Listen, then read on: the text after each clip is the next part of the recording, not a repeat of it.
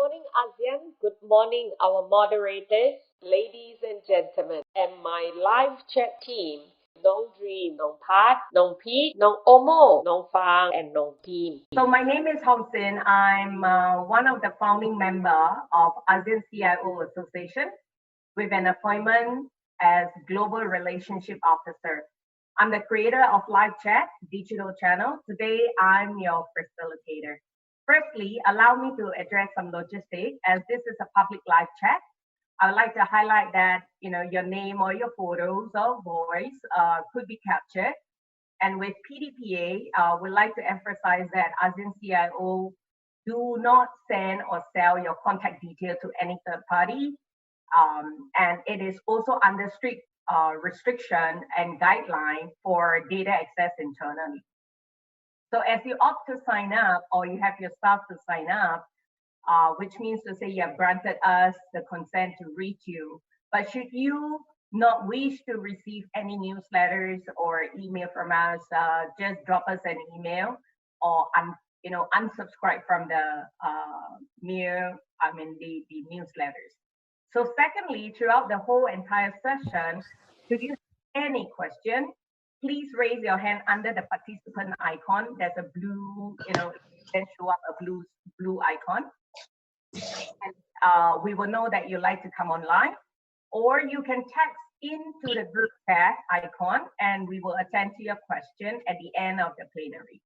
So CIO is a non-profit organization set up by a large pool of passionate CIOs in the region. It serves CIOs across ASEAN since 2010. To great friendship and collaboration possibilities. So all the personnel in ASEAN CIO, including myself, are volunteers. And yet we have very strong alliances in the region. So we have collaboration with the local CIOs organization, society or federation. Though we have yet formally opened for members, we have already interest of near to 5,000 ASEAN sea level across. And as we refresh the contact, how we do it is we do it through activities and events like this to know, who are the latest leaders in the different organizations. So aligning to upcoming ASEAN Digital Master Plan, we have been driving several initiatives to launch into ASEAN. Our flagship annual event has served as one of the activities as for regular information exchange, bridging towards digital and information divide. So the 8th ASEAN Forum is basically held, is planned in Vietnam, Hanoi, together with VINASA, which is known as Vietnam Information Network and Software Association as our co-host. And the schedule is planned for July 8 to 10. We're not sure at this current moment, this current climate, whether if we can fly in there or not. So we'll keep all posted about how this event gonna stay on in July, or it may get deferred or postponed. The theme for this year basically is addressing digital nation, moving beyond smartness, demand sustainability, and co-creation. Other major events like CISO Forum, planned in Indonesia, also has been postponed. Hydroinformatics, about all water issue and how water and technology comes together, scheduled in Thailand, also has been postponed. And there is a Green Exchange Community program which will start in supposedly third quarter of this year, starting from Thailand. It's a 6 to 9 months program as a pilot, and then later on it will roll out to the rest of the region. So live chat digital channel evolved due to the committed intention of us wanting to keep in touch with CIO since we cannot fly here and there. How do we continue to engage CIOs in the region? And we thought that a live chat like this could actually help us to rethink, reframe, refresh our engagement to continue to serve and work with CIOs. So there are 9 channels that we focus on for the for the C-suite and also the people aspiring to join the C-suite. Channels like business consulting, coaching, cities and urbanization channel. Like for today, the live chat forum is focusing on this city and urbanization channel. Digital transformation, like last week we talked about data governance, digital water, digital fund, green and sustainability channel, women and youth channel too. Okay, and as we're talking about cities and smart cities, so cities are not built in one day. Cities, are built over time and built by people like you and me. And cities thrive for sustainability, showcasing the people's passion about the cities.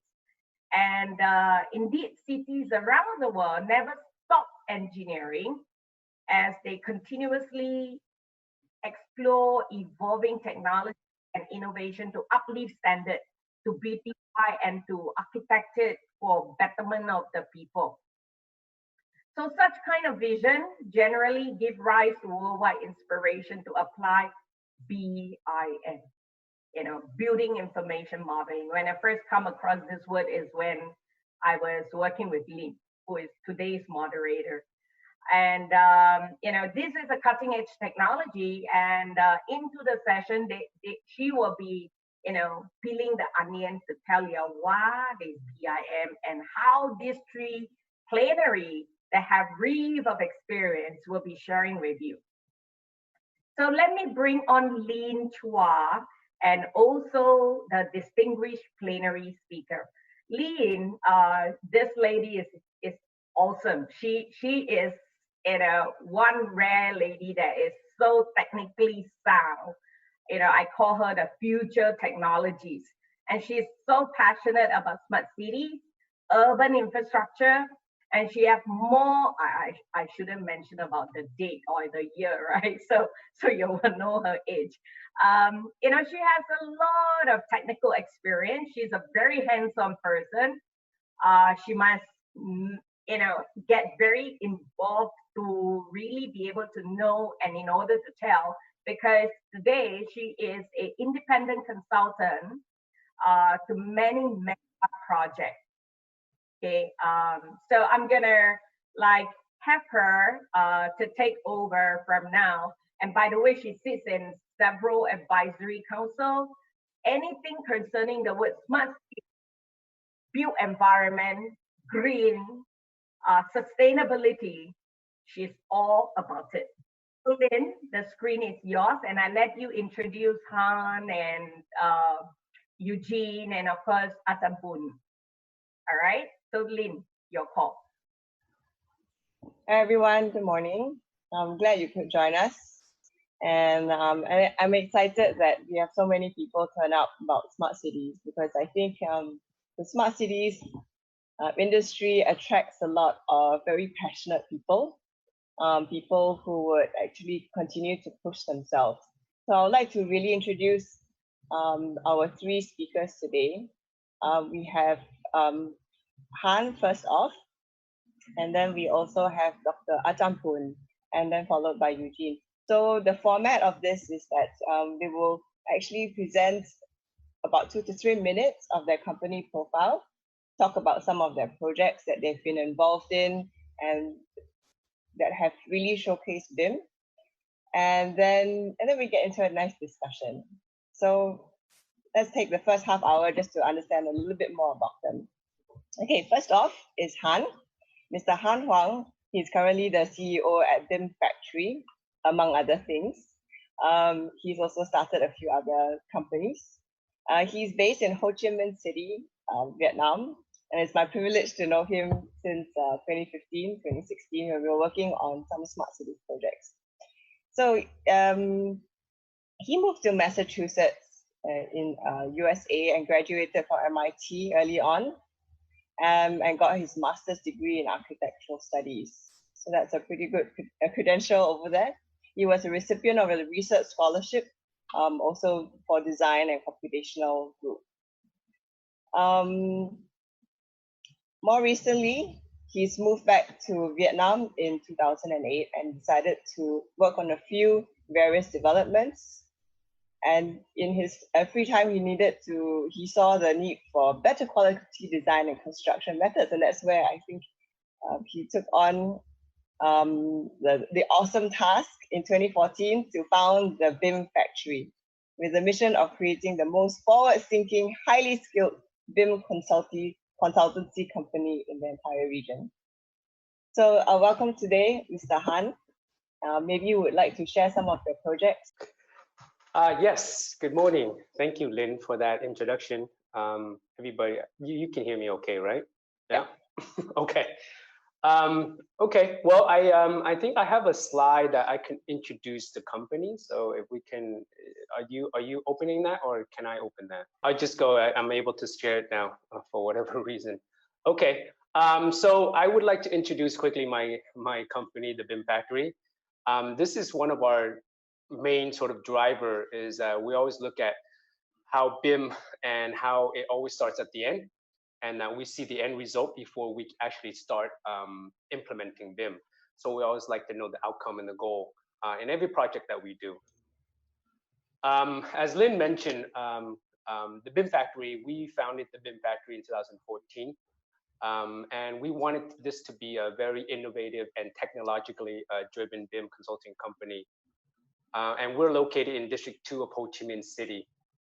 Okay. As Lynn mentioned a little bit about myself, I don't think I need to go through this, but you know, I graduated from MIT with a Master of Science in Architectural Studies, and I've always had this sort of interest in combining and fusing design, engineering, construction, and everything into a cohesive process. And I believe BIM is that process that we can combine everything together. I'm also the CEO and founder of the Fab Factory, the Dream Factory, and TBF Academy, which provides various services and disciplines. Today, we're mainly going to talk about the BIM Factory. Really quick, our team. We're young. The average age in our team is about 24 years old. And we're focused and dedicated on pushing, BIM to the next level, not just in Vietnam, but throughout the region. We see ourselves as one of the leaders of the BIM implementation and BIM process in Vietnam. So because we've been involved with the Ministry of Construction and the Institute of Construction Economics to push for the BIM roadmap here in Vietnam for quite some time, since 2014 and 15. As I wanted to share quickly, we're one of the first fully enabled consulting BIM company, meaning that we just only do BIM. We have clients that come to us to do 2D documentations and so forth, but we actually don't provide 2D documentations. We purely just work on BIM from the beginning and to the end. We're also, we have training and education programs within our company, and also work with the government on implementing the support for training content. And we work on projects all over the world. We started working on a lot of projects in Singapore in 2014 when BIM was mandated. The use of the government mandated the use of BIM in Singapore. We also work on projects in US, UK, Malaysia, and so forth. I'd like to just highlight quickly some of our services that we do. We have the first division called BIM Projects, and we focus on BIM 3D modeling, scan to BIM, BIM coordination and management. So that's one of our biggest group in our company, where we work on various BIM services, as you can see there. And then the second group that we have is data and content, where we do the content creation, data development, generative design, and then we create object library for local manufacturing and suppliers. So that's one of the group that we have. And then BIM design and build, where we focus on BIM design and engineering and prefab and modular design, as well as visualizations with VR, AR, and so forth. And that's our second biggest group that we currently have. And then our fourth group is BIM technology, where we focus on software development, research development, creating add-ons, plugins, etc., for various services and tools and activities that we do. And then we also do hardware development, creating sensors and so forth, IoT, etc.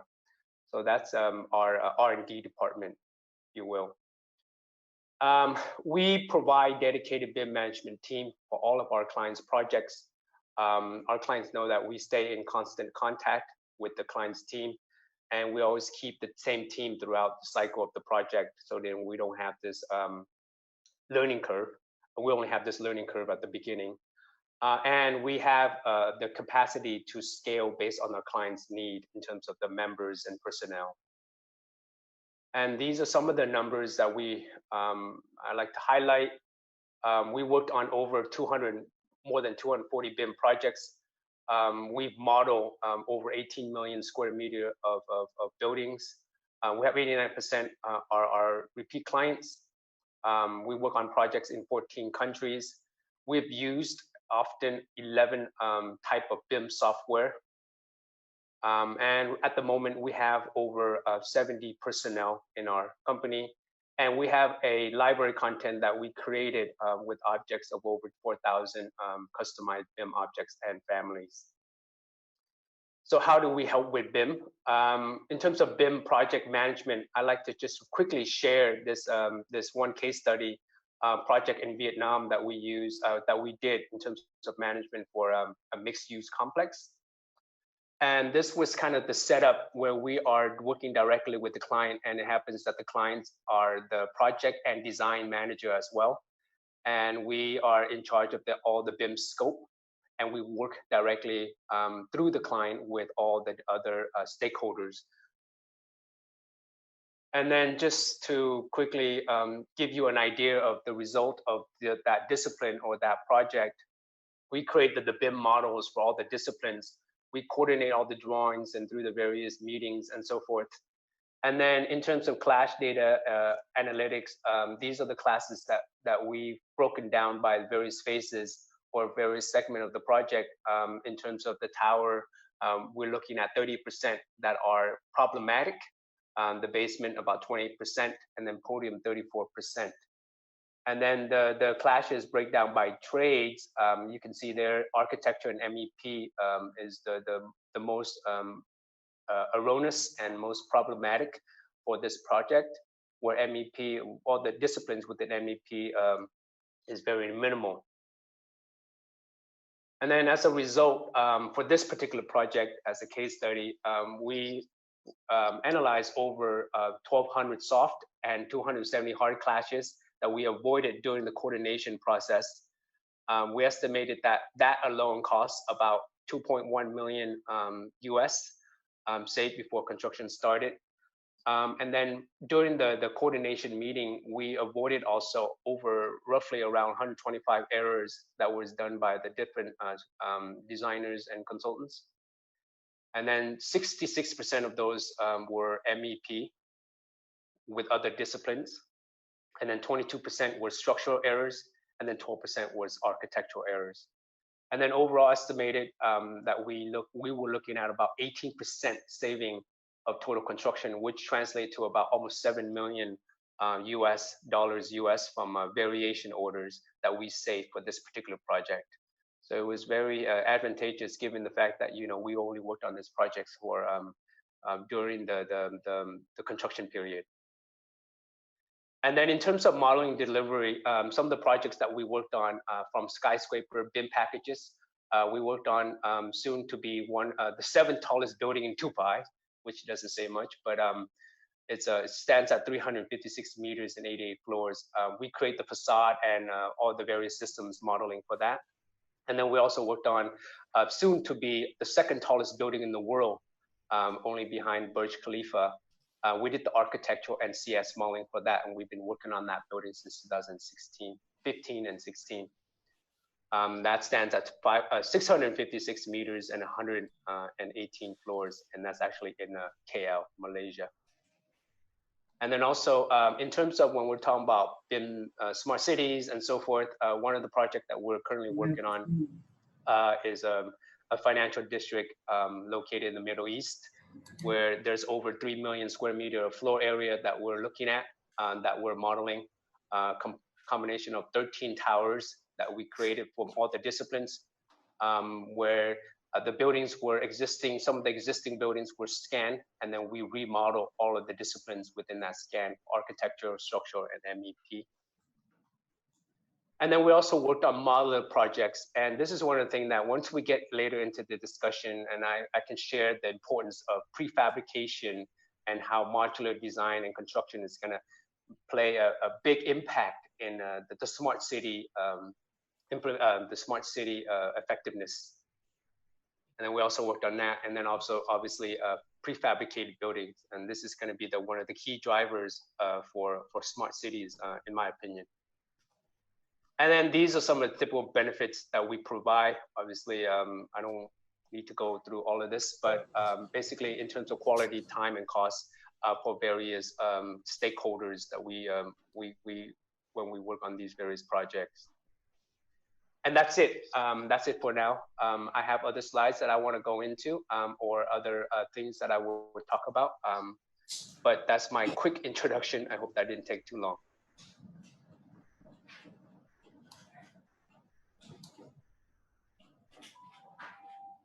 Okay, back to you, Lynn.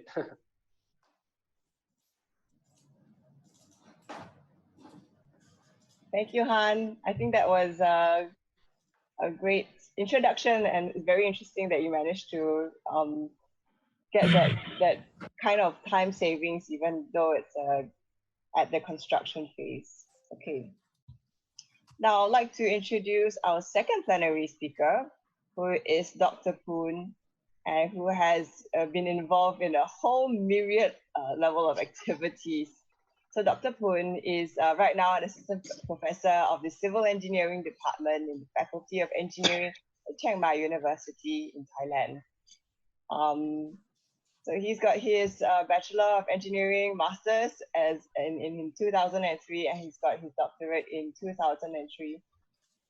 Been involved in everything from design and site engineer, a lecturer at Civil Engineering Department, to researching about the swine studies, and then also going on about the transportation and logistics traffic impact assessment in 2003. And this was done, for example, this was done at the University of Colorado at Boulder in the United States.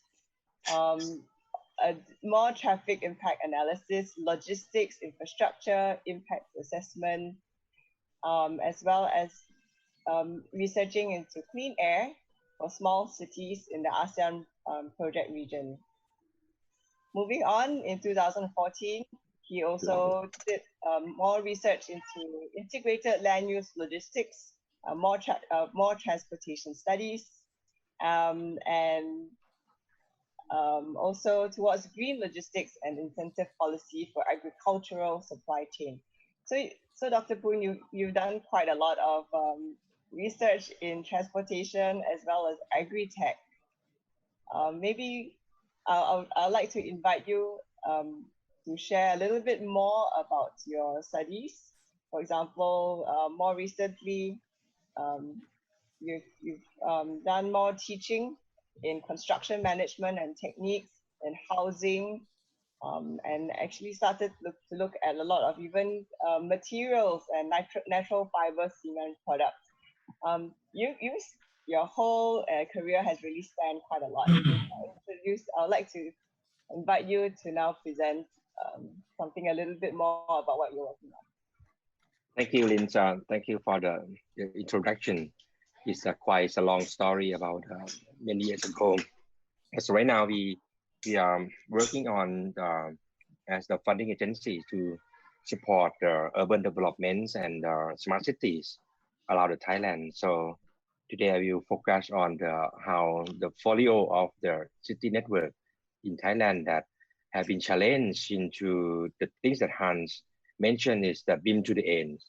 Me personally, teaching BIM for like 10 years ago, the experience is very difficult to convince people to invest in the BIM technology, even though we see ourselves as the fundamentals of the quantum leap of the development. So we work in the field quite a lot. So today we will show you something about, check it out, a quick picture about the idea. You see that?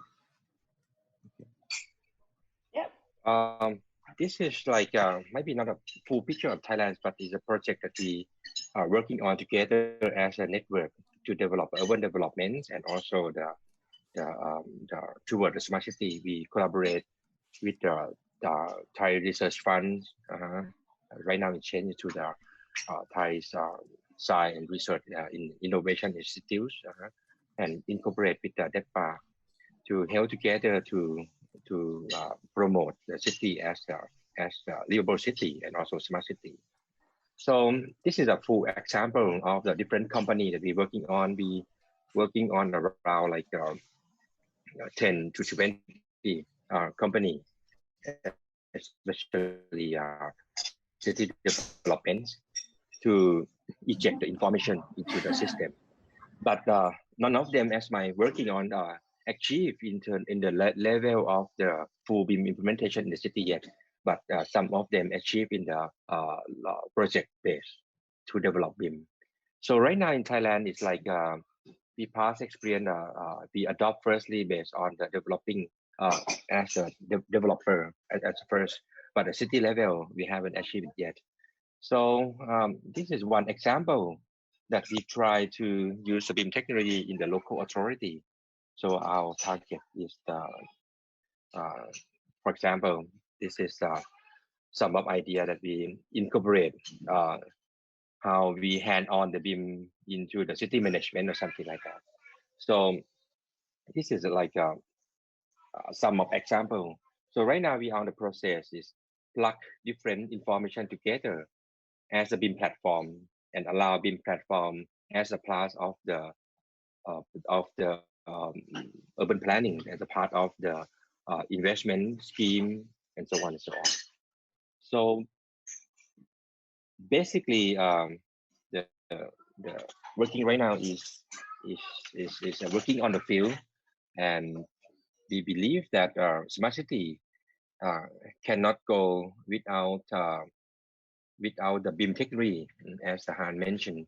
At the end of the line or of the river, we will cross as the beam, because we haven't seen beam as the just only the digitalization, but also a tool of us as an urban planner to think together in terms of urban, and how we simulate different scenario, and how we use information and feed it back into the urban planning at the end. So this is a part of BIM that we expect for at the level of the city planning. And All right, thank you. that's this first introduction. Thank you. Thank you. I would like to also introduce now our next speaker, who is Mr. Eugene Xia. And so Eugene has, he joined the Sabana group under the group, as he joined the Sabana Jurong group as senior director of the group CEO's office, and he was tasked to spearhead and really oversee the group's special projects and strategic initiatives, and in particular the group's key account management office and digital management office. So that really puts him right up the alley for BIM, right, and really being an inside champion for it. He's also a director on the boards of 360 Cost Management and 360 Contract Advisory, for which his knowledge and expertise help to fortify the business thrust of the group. Eugene has 2 bachelor's degrees, both class 1, as well as 2 master's degrees, as well as studied sustainable building design. And he also studied at Harvard Business School, taking the Senior Management Development Program. So Eugene has also worked on enhancing productivity in design and construction, as well as research projects on computational BIM, X-reality, and other productivity enhancements. And recently got awarded the RICS Construction Professional of the Year in 2019. So Eugene also teaches at the University of Singapore as an adjunct professor, and I would like to hand over this time to Eugene. Maybe you could introduce more about some of the projects you've been working on. Thanks, Lynn. I'm assuming that everybody can hear me clearly. Yeah, good. And you can see my slide as well, right? And time is short. I'm going to be trying to probably give an introduction of my company and what I do in the next 5 minutes, so that we can have a bit more time to for discussion. So thanks, Lynn, and I also like to thank the organizers for inviting me to come and speak to everybody. I'm from the Sabana Jurong. It's a Temasek portfolio company, and we are one of the largest Asian-based global urban infrastructure and management services consultant firm with a HQ in Singapore. Our footprint is international, and we are, in terms of looking at a revenue, last year we did about 1.8 billion. And with 16,000 over employees around the world. Our tagline is, we've designed over 1 million homes in just Singapore alone, and master plan over in 30 countries. But I'd like to draw your attention to the bottom right-hand corner, where we're talking about investment into state-of-the-art technologies and equipment. Right now, we are all Singapore is still under the circuit breaker, and we have no choice. But when we want to discuss, we need to communicate digitally. And it's actually part of integration. Singapore, since the late 2018, we have embarked on this thing called IDD, which stands for Integrated Digital Delivery. And it is part of integration, and literally looking at design, delivery, construction, and operation within the platform, and the data information is processed digitally. So, but what does it really translate to a smart city, to a city level, is what Prof has actually mentioned, or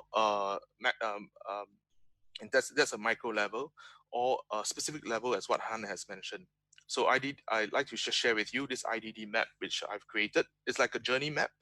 I've created about 6 with my team, and Chandra from my team has helped me put this together. And not only do I have for clients, I have also for design consultants, and basically showing the journey. How will digital change their lives, and how will they work? So right now, just on tools alone, we are using different types of tools for communication. But in terms of today is on BIM, and BIM we have different a model authoring tools that we use, and as a consultant, we need to use all. But by doing that, we are able to bring this together. And I was inspired by the show Ready Player One by Steven Spielberg, and I spoke to some SME. VR collab, and they did this for me, whereby we can be wearing a goggle or just looking at the screen, and we'll be teleported into a virtual environment, and we can do this thing called virtual design and construction. Doing the BIM model correct, we will be able to do feasibility studies as well. So I'm using my QS background, and we'll be, for example, when designers change their design, we'll be able to automatically look at the construction cost, schedule, efficiency, for example, and this will actually change when the architects and designers optimize the different layouts. So you can see it's just changed. And in terms of linking BIM and digital into sustainability, this is the 17 Sustainable Development Goals by the United Nations. What we have looked at is to not only merge the services, that means looking at how sustainability resiliency works with the other services like architectural and engineering, but in this case, the digital behind that. How do we do simulations? And we've come up with a flood program that we can look at how flood actually progresses, for example, with storm surge and heavy rain. And I must say that this is quite interesting because we are doing a lot of good, for especially now with climate change, and able to even bring this not only to a building level, but to a city level or precinct level. So the project, we are doing, this is our campus. As you can see, there's a fair share of sustainability that's going on. We are looking at about 45% savings in energy. Imagine, if every building, in Bangkok is 45% saving of energy, it's going to be really, really, less taxation or tax on public infrastructure. But there's also this thing on IDD that we use. We are using DFMA, Design for Manufacturing Assembly, for MEP. Novate, it's one of the workflow platforms, and of course 405, even digital asset management on this project.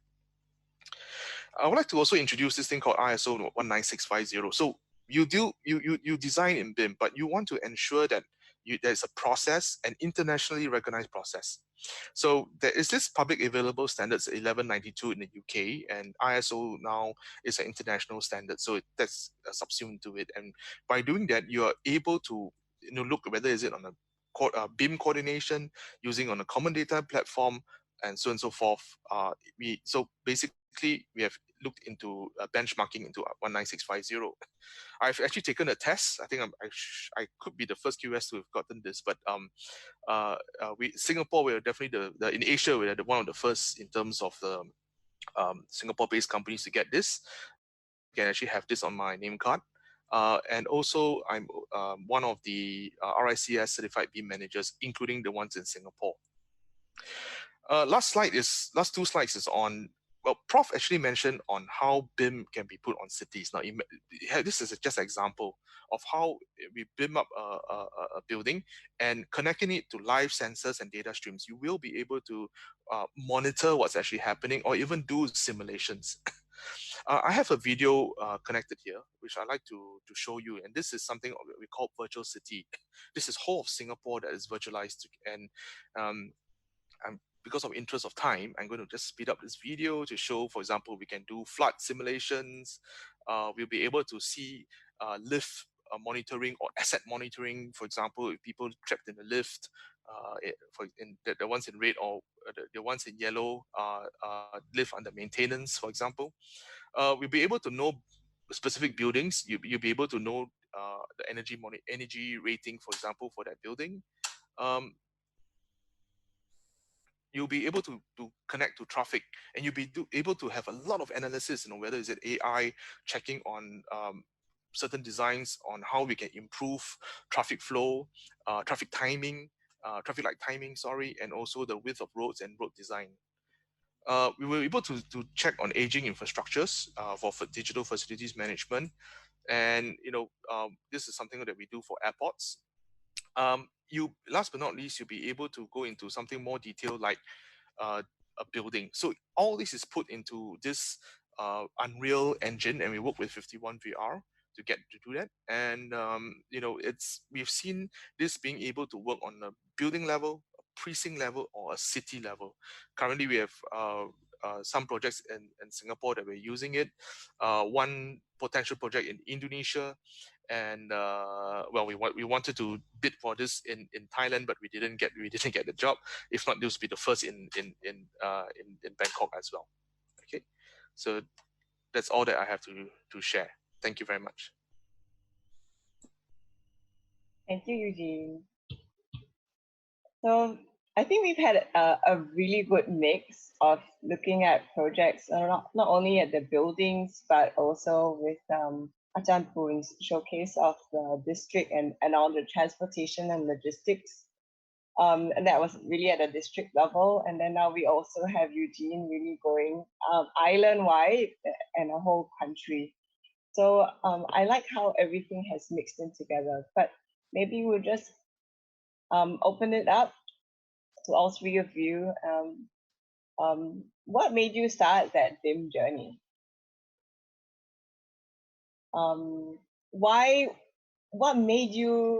What was that personal motivation or company motivation to really embark on the journey of BIM? Why wasn't CAD or just a 3D model? Why wasn't it enough?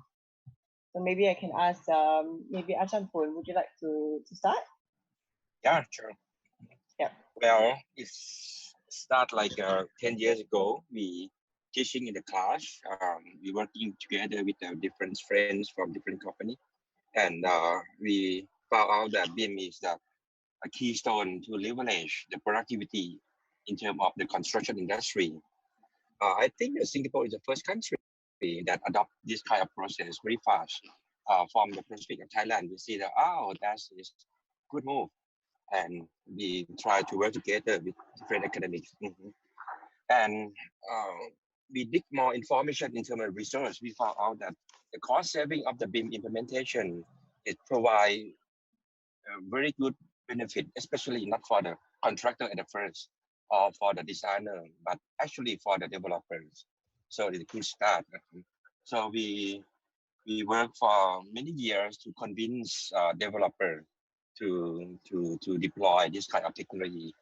But in terms of the Thailand, we move not just only and also the other barrier that we found out is that at the first we believe BIM as a modeler, but we try to convince more that the achievement of the BIM not just come from the technique also, but also how we change the way how we manage the project or manage the city based on the BIM technology.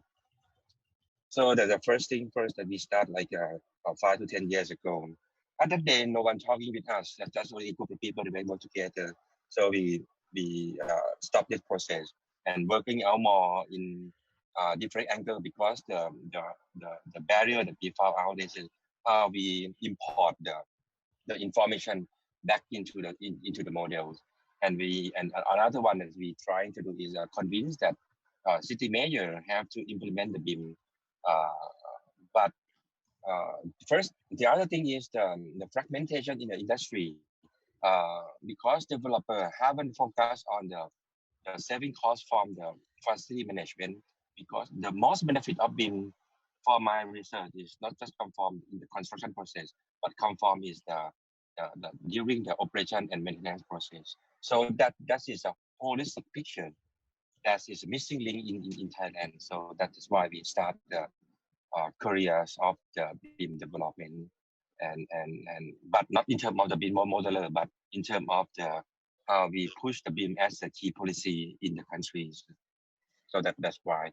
Even though right now we haven't achieved the full scale of the implementing yet, we're waiting for the feasibility in different angles, like policy feasibility, financial feasibility, and also technical feasibility.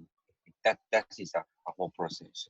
But definitely, BIM at the end, the city, if we cannot implement the BIM in the whole process, we will lose quite a lot of percent of the competitiveness. That is the thing that we see for 5Y. Thank you. And I like how you talked about a lot of the cost savings and some of the barriers on how we import information. So maybe now, Eugene, just now you showed a little bit about some of the computational studies that you've actually done in terms of feasibility. Now, what was the motivation behind that kind of feasibility studies? Why was it created in BIM, and how did it help you? Well, like what Prof says, because if you create the design in BIM, there are a lot of flexibilities. So you'll be able to cost it faster, and of course, I use a third-party software to look at like QB costs. But when you put it together and bolt it together with computational BIM, there's immense amount of productivity being saved. What would have taken us weeks to do can be done in seconds now, because the computer is doing the mundane process and churning out all the information. There are some of the computational stuff that we are looking at is on schedules, on lightning protection, and things that will help to increase and boost our productivity. But I would like to also build on to what Prof mentioned about cost, because as a quantity surveyor, I receive the models from design consultants, and some is literally, and I personify this word called rubbish in, rubbish out. If the BIM model is not done properly, as an end user myself, I can't get quantities that I want to be able to do analysis and costing. So then that's the reason why I in the after 2000 I decided to do an IT degree and understand how digital and technology is going to change the world, and then did a vertical into BIM, and it was in those days was AutoCAD, and then when Revit came out, it was in Revit, and then I started to realize that it's a very powerful tool. Like what Prof says, we can use it from design to even FM. But coming on the cost angle, people are saying that they do not want to go into BIM right now, or the hesitance is because I'm doing well in what I'm doing now anyway. But they fail to see the downstream, and what are the downstream savings? FM, like what Prof has mentioned. I'd like to add on legal costs. Han has really showed that there's a saving of substantial amount of saving in terms of construction clashes they have on site. Thailand, for example, looks into construction management, and by being able to break this down into different packages in the BIM model, massive amount of coordination can be done within this environment and can be linked to P6 for Primavera 6. There's also saving in legal costs. I mean, because things are, you'll be able to see the building, you'll be able to see the clashes. You won't quibble and say, oh, this is not in and this is whose fault is he? Legal costs is going to be saved, and a lot of unproductive work. But the last point I want to make is cities of the future. There's a new ISO now, 37100 is out. And in order to plan for cities, or in order to make current cities resilient, and that's the reason why we invested into virtual city, we are able to, not with pinpoint accuracy, but with GIS information, we'll be able to know buildings, the platform levels. We'll be able to not foresee, but really simulate events of floods, evacuation. We'll be improving quality of lives, saving lives. We'll be looking at security all within the platform, and even I dare say even to cyber, because we'll be able to know the entire platform of how all this works and look in cyber security. I got a friend who's also inside this talk now, and we were talking about how cybersecurity can come into smart cities as well. So all this comes together in one package. It's not divisible; it is integrated. So that would be my motivation why I went in. All right, great. It sounds like you're really delving into ISO standards, also the sustainability part, and that's where maybe we want to segue into back to Han. You recently started a lot of a research division for IoT, and now you're looking at low-cost housing to address some of the flood challenges that Eugene just mentioned. Han, so what made you start all these companies? What made you get into BIM in the first place, and why? Yes, thank you, Lynn. I think one of the things that I wanted to sort of express, if, for example, we step back and look at the big picture, and I think one of the biggest questions, and one of the question I think most of the people that are joining this session wants to understand and know is it necessary to use BIM in smart cities? And being a somebody that is an advocate of BIM, I would say that, you know, obviously for me, it is absolutely necessary to have BIM for smart cities. And I think one of the problem with the slowness or the challenges of being smart cities, because, you know, we know that smart cities, the idea of smart cities has been around for so long. People in cities all over the world have been trying to implement it. I think one of the reason is that we don't look at the digital formation side.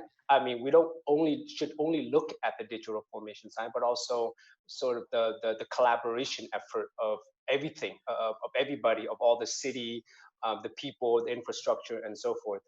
The combination, the integration of this is critical. And in order for you to do that, you need a digital platform in order to realize the integration. So that's why BIM, in my opinion, is necessary, because you're able to integrate infrastructure, transportation, utilities, people, etc. And one of the things that Eugene mentioned is, you know, a study of traffic, and then also flooding and so forth. And just to quickly mention is that Eugene, Savannah, and us here in Vietnam, along with Ministry of Construction, we've been talking about how to implement the strategies to help Vietnam to control, study, analyze flooding, because that's one of the biggest issues we have here. And we just started that process at the moment, and I'm looking forward to working with Eugene and Savannah, along with the Ministry of Construction, in order to come up with viable solutions. And then in terms of, you know, if we're looking at smart cities, we're looking at, you know, the reason why it's very important is because as we, you know, as the population grow, urbanization is going to grow, and that's going to put a heavy toll on infrastructure, because more and more buildings are going to get built, and, you know, and more data and information that we're going to need to collect. And that's something that's very critical, that we need to understand. And in order for us to do that is obviously BIM. So that's one of the things I wanted to express. And, you know, the other thing that I wanted to sort of touch on is that because BIM, you know, sort of touches on the entire life cycle of just not buildings, but, you know, the city and everything that evolves around the city in terms of urban planning, project planning, design engineering, construction, assembly, operation, management, and then obviously maintenance. And these are the very critical aspects of how a city evolves, and how, you know, how you can categorize a smart city. And one of the things that I mentioned in my presentation I wanted to touch on was the advent of prefab. And the reason why I think that is very critical, because the prefabrication comes into play, you know, and it has many aspects of, or it has many impact on the city in terms of construction, in terms of materiality, in terms of how we put buildings together, how we move around the building, in terms of logistics and so forth. And you know, one of the you know, one of the initiative that I think is very critical, and is helping this, is what Singapore is doing with the PPVC, you know, the prefabricated, pre-finished volumetric construction. I think that's very critical in the driving forward the smart cities and how we will build the cities. So I think that's going to be very, very important.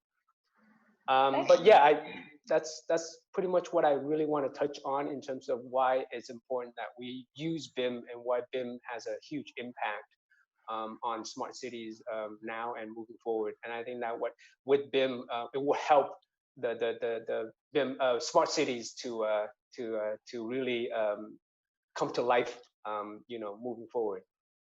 Yeah, so we're hearing that a lot of you've addressed quite a lot of the challenges as well at the really detailed scale.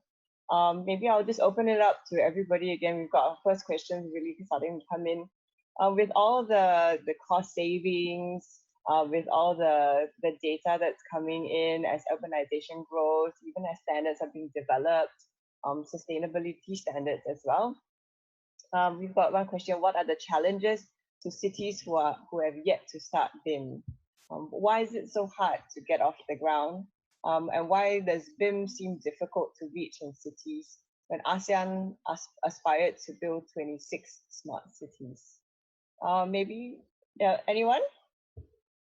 Let me just quickly, since I was the last one to talk, let me just quickly say that, in order for us, for BIM in ASEAN, especially in ASEAN, to implement BIM, I think it needs to start at a government level, given what we've seen from Singapore, what we've seen from, Vietnam. So in my opinion, the government plays a huge role in how the effectiveness of BIM getting implemented and getting a wide use out of it. Because without the government support, I think it will be very hard. And we kind of see that in Malaysia in some respect, and also, other ASEAN countries like Indonesia. There is, from what I know, there's not that much government support. And then in Thailand, where Dr. Poon's from, we are looking at industry, sort of private sector driving it, but we will not see the effectiveness of it, in my opinion, unless the government step in and really push for this implementation. And with Vietnam, I think that was one of the things that's beneficial for me, is the support of the MOC to push forward since 2015. We've been trying and pushing for BIM. Decision was made back when we just realized what Singapore was doing, and I think that was really helped to push sort of this drive forward. And I think it's super critical that the government is involved in the support of BIM within a country, especially in ASEAN. Yeah, I'm really glad that you mentioned government support. And I'm also really glad that Vietnam has a BIM mandate along with Singapore. As well as you, ASEAN, being the ASEAN chair this year, Vietnam actually is positioned right to continue that journey of BIM and that push for BIM. So maybe we'd like to pass this on to Achan Poon. I think you would have a different take on the government support. You've been involved in very interesting activities in Chiang Mai, and I've been there, and it's a real interesting vibe on all the startups and how the industry has decided to power on forward. So Achan Poon, maybe you would like to share. About the barriers of the BIM to smart city, right? Yes. Well, agree with Han that a key critical factor is the government support policy. That is a very big one to make it fast or slow. Because at the end of the line, the investor will looking for the feasibility of the BIM implementing. Is the first one. Secondly, the things that we as a barrier, especially in Thailand, is the BIM literacy. I mean that how people understand the BIM well enough. Because if we don't just have the modeler, it's not enough. We have to understand BIM, not just only the software, but BIM is another way of life to manage the infrastructure system from the small level to big level based on the data. It's a core of the smart city. So this is a BIM function that is supposed to be. So we need more personnel in the BIM industry. This is another thing. And also come back into the first one is demand is not right. So it's difficult to start the BIM process. And thirdly is I think is how the missing link, how to make a BIM available into the society is and right now it's much better. In the past, BIM had limitation in terms of ability of the people to access the process. So if we can make the BIM more available into the community, that is another big step, because right now the BIM engine is very based on different big company. We haven't seen, me myself, I haven't updated in the technique for quite a while, but I'm looking forward to see the open platform for the BIM industry, something like that. In Thailand, we use a lot of SketchUp. It's difficult to plug in the SketchUp with the other process or something like that. So that is a process that is how we try to use BIM, not just on the big company, but how we use in terms of of local community also.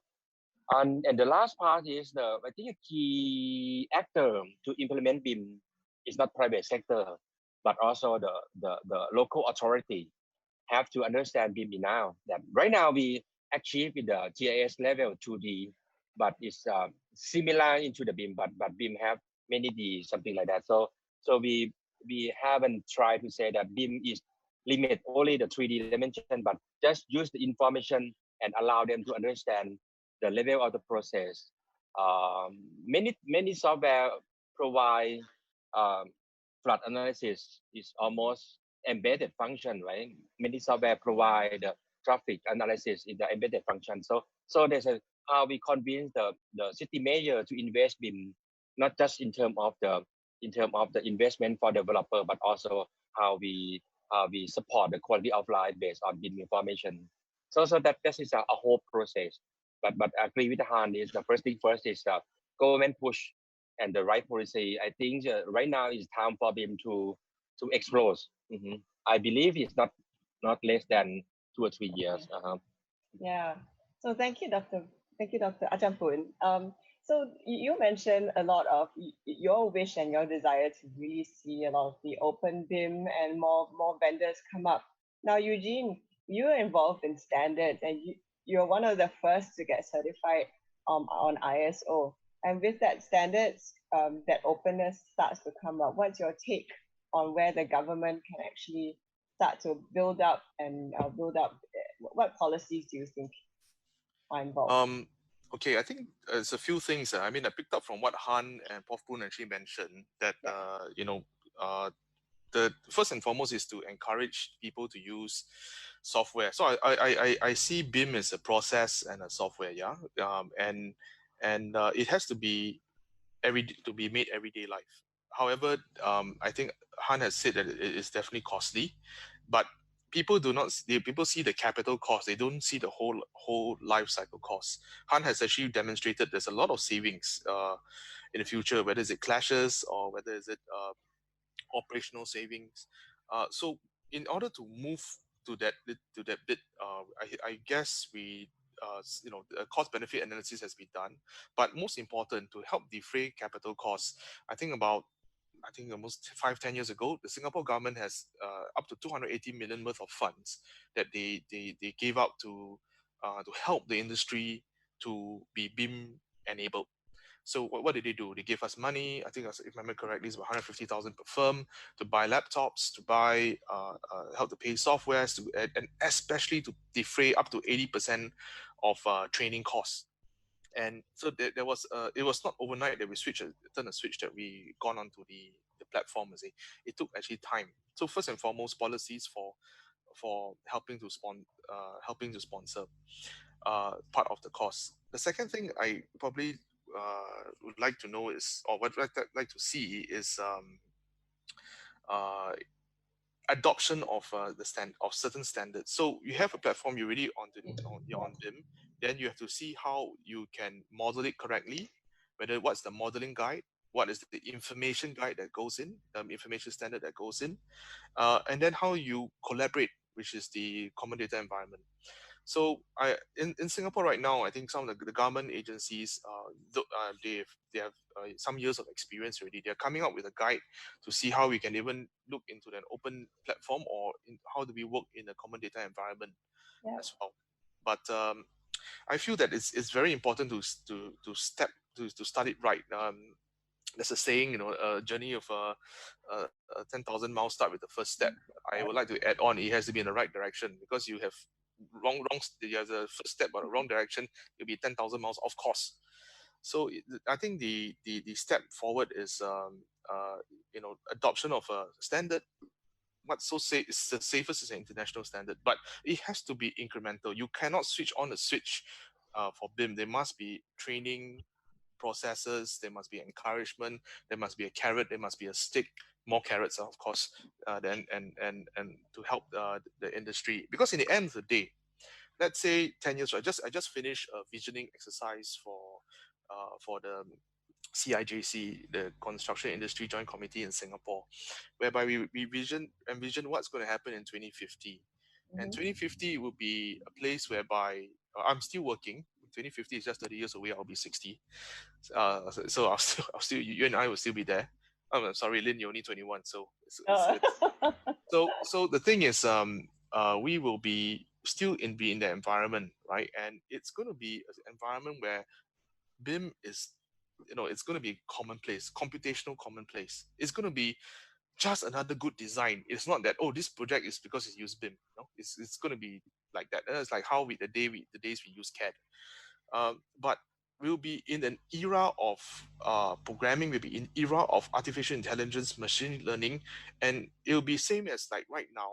We are looking at a model checker, whereby when you submit something to the government, I'm sure those on a call, sometimes agencies and governments don't talk to each other, and so, the consultants are the ones that we pull our hair out and have to coordinate among them.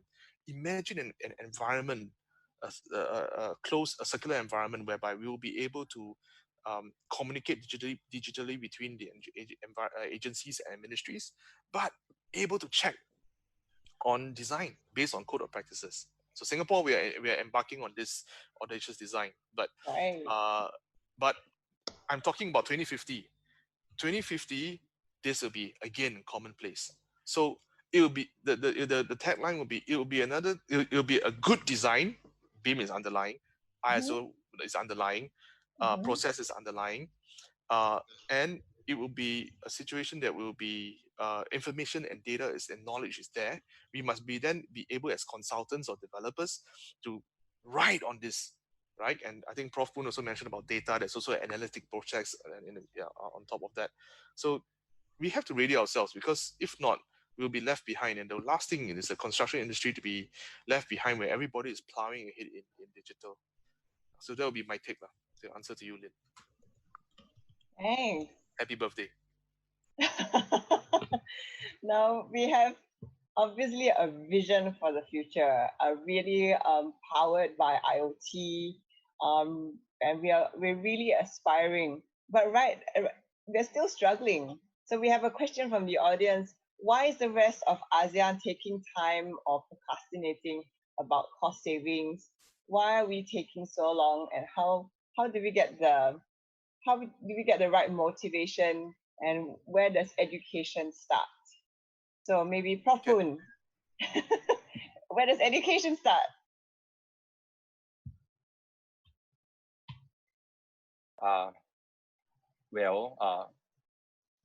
Okay, thanks for the question. As we try to implement the class of the BIM in the community for quite a while, first thing first, right now the university adopt the class already, but I think that right now we need more learning platform about the BIM, more than ever. Not just a part of modeler, but also, as mentioned, part of the user of the BIM, and different career based on the BIM base. So alternative non-formal learning platform is necessary right now. We can start for the demand push. All right. Okay. So I hear a lot of training from Eugene and also from Dr. Poon. Anything to add, Eugene? Yeah, maybe because I do have a hard stop at 11:25, so probably I would like to add something on your question. I think or rather the Floor's question. I think it's a very good question, because it really sets the context of why not adopt now, is it? So I think very first thing is what Prof mentioned. You do not know the unknowns. So this type of seminars, organized by Hong Sin, it's good because it shares, it gives a peering into what other people are doing. And but then there must be a structured training program, and that's where Han is actually working very closely with MOC, Ministry of Construction in his country, to get this implemented. It is not like switching on a switch. You have to look at BIM monitoring tools, you have to look at processes, you have to look at coaching of people. And because right now I remembered, why Singapore moved towards DFMA and PPPC, as what Han has mentioned, is because of manpower, right? But in those days, I still remembered in just 15 years ago, I could do a structure very, very cheaply, cost effectively, right? If you have post tension and with concrete, and I could bring it down to even 0.45 in terms of concrete usage per meter square GFA. But means that I need to have a whole army of workers of 10, 15 workers behind me to do that. We can't afford that, right? So that's why there's a limitation on workers on site, and we have forced to go into whether it's 1G, 2G, 3G, 4G type of precasting, or in this case is PPVC, so that we have to go on to that. There's a compelling reason because of manpower. So it is taking out the mindset of convenience of where we are now, business as usual, to step out of that circle to say that this is where I want to be and outside the box. It takes political will. It takes a lot of a visioning and direction. And then most importantly, I think it's also capital cost, because, like I said, structures and infrastructure is not cheap.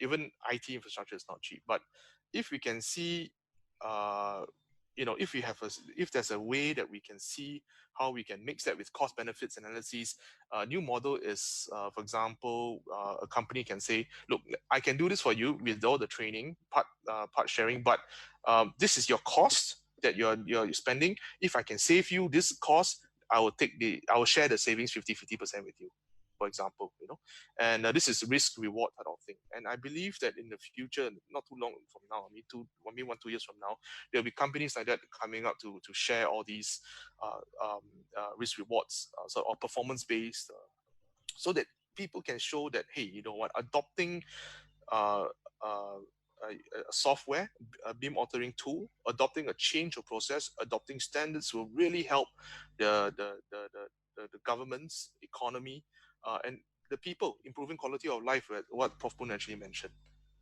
So that would be my contribution. Okay, Lynn? Thank you so much, Eugene. I'm sorry. Sorry, I have to say goodbye to everyone because I got another meeting at 11:30 to go to. And if there's anything, I think my slides plus I've also have a few nuggets that I've given to the organizer. Hong Sin, you have that already, right? Yeah, so you'll be able to share it with people who wants to have it. And if there's anything, I can see you on LinkedIn. And sorry, fellow speakers, I have to go off a bit early today. All right, thank you for your contribution. Thank you. Thank you. Happy birthday, Lynn. Yep. Okay, so we also have more questions about education and training and addressing manpower issues. So I'll cycle this back to Han. Since you're working with the Ministry of Construction and really powered down on trying to develop the local ecosystem in Vietnam, is Vietnam at the same standard for BIM? This is one of the questions from the audience. Yeah. No, I thank you. I think that's a good question. But to follow up quickly on what Eugene just mentioned, was that it's super critical in terms of creating sort of this framework around the understanding of BIM before we can actually start teaching people about BIM. Because at a concept level, BIM as a universal sort of terminology and a process, but at a local level, sort of at a implementation level, it's very regional. It's very specific to the cities, to the country that which BIM is getting implemented. So that's very hard. That is very critical. So which means that in order for you to educate and train the personnel, you need to come up first to create sort of this technical framework, this guidelines and all these technical standards and policies and regulations and legal framework and all of these things surrounding your region And then you can start education in terms of how BIM is getting implemented or how BIM works. Obviously, you can learn at a process level, but in order for it to be effective, you have to really look at a local level. So I think that's the challenges of how to implement, and it's not as easy as oh, we're just going to train you in BIM. Once you get the certificate, then you can do BIM. Obviously that doesn't really quite work. So we need to, I mean, as far as we know, and we understand that BIM maturity level is different all over the world, and even the most advent and the longest user of BIM, UK, US, and so forth, it's still at a very low level usage. So we still have a long way to go in terms of learning more about BIM. And then to quickly share with you in terms of the Vietnam implementation, we started this journey in 2015 when the Prime Minister at that time implemented a decision on the usage or the application of BIM through construction projects and operations. And then ever since then, we have been working on a BIM roadmap for Vietnam. And we devised up in different phases. And the first phase was in 2017 and 2019. That's the duration at which we are looking at creating this, framework, technical framework, the guidelines, the standards, the data usage, and so forth, the legal framework. So we've been working on that for quite some time. And then from 18 to 2020, we're looking at implementation of pilot projects. Right now, we initially planned for about 20 pilot projects all over Vietnam to use as a case study, as a understanding of how BIM is being utilized, effectiveness or not. But right now, we actually have over 30, I believe, pilot projects from various infrastructure to institutions projects that we're looking at. So we're still ongoing with that. And then what we're looking at in terms of the roadmap is that certain projects at a level 2 grade public projects, looking at 2021 to actually mandating the use of BIM. So we're going to be pushing for this quite aggressively to implement BIM here in Vietnam. And we want to be, but at the same time, we want to make sure that we're doing it properly and that everybody's on board and everybody understand the effectiveness of BIM and the state of how the proper way to implement BIM. So that's kind of where we are at the moment in terms of as far as BIM implementation is concerned for Vietnam. Awesome. Thank you so much for all your efforts to really educate and to reskill everyone. So we actually have a couple more questions. Maybe I'll just throw one last one at the Ajahn Poon. There's a question from the audience. BIM really goes beyond 3D graphical modeling and non-graphical information. However, most developers don't know what information. So you've been involved in logistics and transportation planning. What other information can they pick up during design? And with this, that will be the last question thrown to you. Well, for the angle, even not precise for the question, please let me know. But for the angle of the information and BIM is as we mentioned, is in the core concept of the BIM is how we use the information and database as for make the right decisions to key stakeholder, right? This is the core question, core philosophy of the BIM. Because BIM is not just a tool. The more that we have the information on big data, the more opportunity that we can harvest information to benefit with different stakeholders. But the key challenge is too much information is been cost. Right. When we implement the BIM project is as we done for quite a while, but right now it's much better because of cost of the data acquiring is cheaper much than the past. We have AI, we have many sensor, and we have many things. But how we balance between information that we design to get in, and how we balance that benefit that we got from the information. Right now, many projects, come back to the article, cannot break through the feasibility because of we cannot see the business model to plug in the BIM platform. How do you educate the developers on that? How do you educate on the business model? Well, it depends on level. If the level of developer in Thailand, we see just only the construction, construct and sell the project, right? But if that developer see the two right cycle of the project, they will see a lot of opportunity based on the BIM information and data.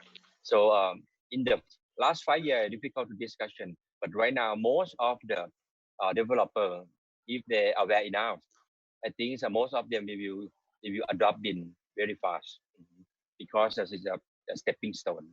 But the point of the question is what information that we will plug into the BIM and what analysis that we can get from the BIM.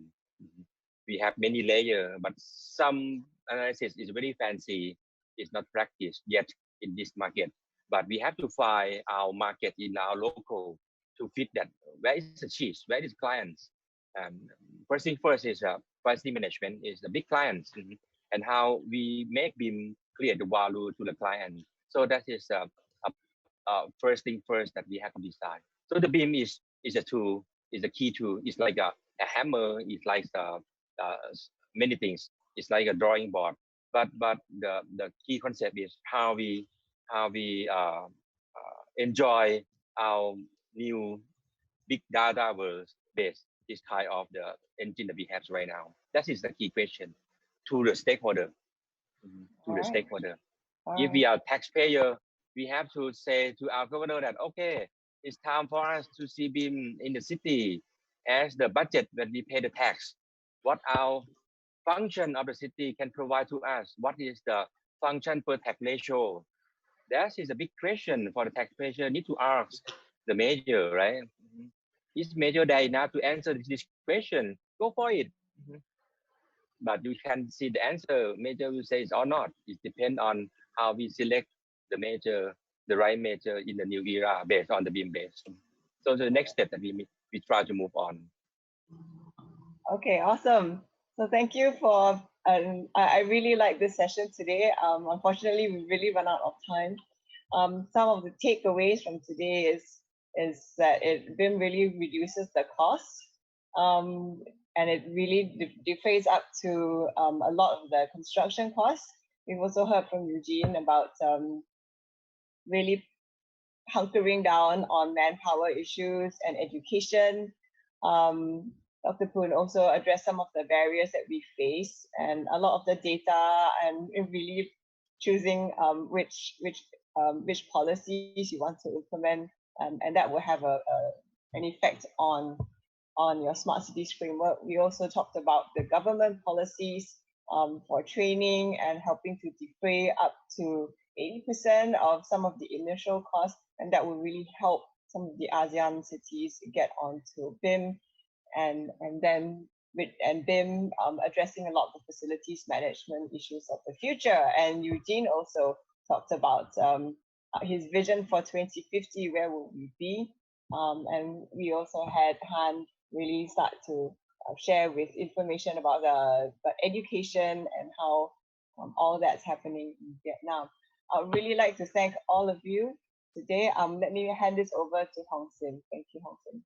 Yep, thank you very much. I'm actually all excited more than feeling defeated after hearing what all the speakers have said, because as ASEAN CIO Association, we have a quote unquote mandate in a sense of creating a better, greater, livable ASEAN, where the ASEAN people could benefit from the work of what we are doing digitally to bring the value to the community So as I put up my hand earlier, probably you guys were so engrossed. I wanted to say that, there is no easy path. And with this whole beam conversation that comes on, it sparks me the idea that if beam is cost saving, beam is core, beam is, so much about the whole life cycle and about the whole urban planning and a whole lot more, then what it takes for us as an ASEAN CIO to start working with the different countries at the different level to work on, the city leaders or the country leaders to drive this conversation. If Vietnam, Singapore has benefited, the rest of the 8 member states just simply cannot ignore. I know it's an uphill task, but we have work to do. So as ASEAN CIO, I like to say that, we would be planning subsequent beam conversation, but the approach will be a little bit different. And as Han and Eugene and even Atampun talk about, there are different kinds of tools. And I'm going to work on enrolling those technology vendors who are seriously interested in developing or one business from ASEAN, all right, to put their foot in to say what are they willing and ready to work with us to develop ASEAN and ground and drive on this angle, because construction industry, has been a old traditional industry, but moving into beam, it significantly differentiates one to another. It just, it's not easy. I'm not gonna say it is an easy path. So I would like to take this opportunity to thank all plenary speakers on live chat for your contribution, and also, of course, Lynn, who is an excellent moderator to help attain the goal of today's session. And some of you may already been using Beam. As I see some of the text that some say, have GIS to connect with Beam or Beam to GIS. And BIM is basically a tool like what all the speakers have mentioned. And it's an excellent tool for the AEC professional. And there are definitely challenges to get Beam off the ground, but I'm going to do some planning with, the countries that are interested to work on this. And for more updates on what ASEAN CIO Association would be doing on Beam, is to follow up also on the upcoming workshop that we have actually planned to drive in Vietnam. We may do it in some other countries who want to do it as well. So today's session, just to share, has been recorded and will be posted on Facebook and as well as YouTube. We would also share it on, once we clean up some of the, once we edit the video, all right, we would also post it on LinkedIn for the benefit of those who would like to replay and recap. And do note that upcoming live chat 5 session for the week in June is about World Wide Web. All of us are on the net. And this is also the opportunity for people to want to know what is exactly the future of web. And linked it back again, where is Beam and where is data governance and where are cybersecurity, right? So we're going to be covering, like on 3rd of June, we're going to be covering about the future of web. And for those who like to suggest new topics to us, earlier I started off mentioning about the 9 channels that I have. And, do drop us an email or get onto Facebook, send us a message or LinkedIn. It is our honor to have you today. And with deep gratitude, thank you and have a great day. Thank you, Lynn, and thank you, Han. And of course, Atampun, Eugene, of course. Hey, Eugene is back. Okay. I definitely have a lot to work with all 4 of you, because I really have, with all the aspiration, or rather, you guys inspired me, and I will share and work on a series of plan and come back to you guys as well. Okay, thank you so much. And yep, live chat team. ขอบคุณค่ะ thank you